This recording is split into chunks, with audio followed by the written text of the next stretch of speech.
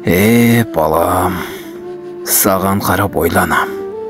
Сәби кезің томпан қағып ойнаған, кім боласың туындады оймаған. Бет пішінің адам түсте салмаған, бабаң басқан топырақ өзің бүгін аунаған. Бұлдырлаған тілдеріңнен байқалады аңғалдық, кім боларың болашақта сырмаған.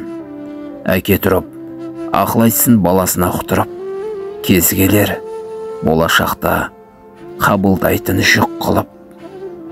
Сен тұяқсың, жалғастырар ұрпақты, қазақ үшін тегін білмеу шатқылық және ұятты. Ата тегің асыл мұраң қазынаң, ата дәстүр аманат жүк жас ұлан. Бабалардың өсиеті жақсылыққа жол бастар, қалыптасар болар балашасынан. Сезіледі бойыңнан сезімдалдық қасиет, абай атаң айтып кеткен өсиет.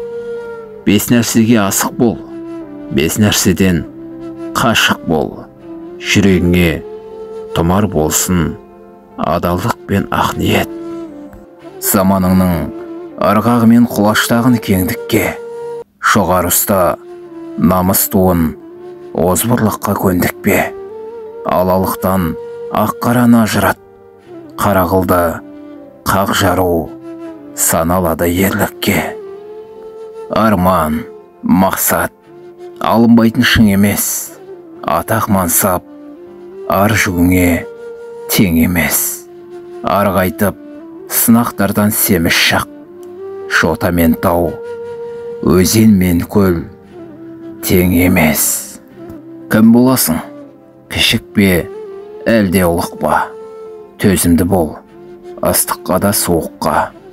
Адал пенде болу бала міндетің, жаратушы Алла барын ұмытпа.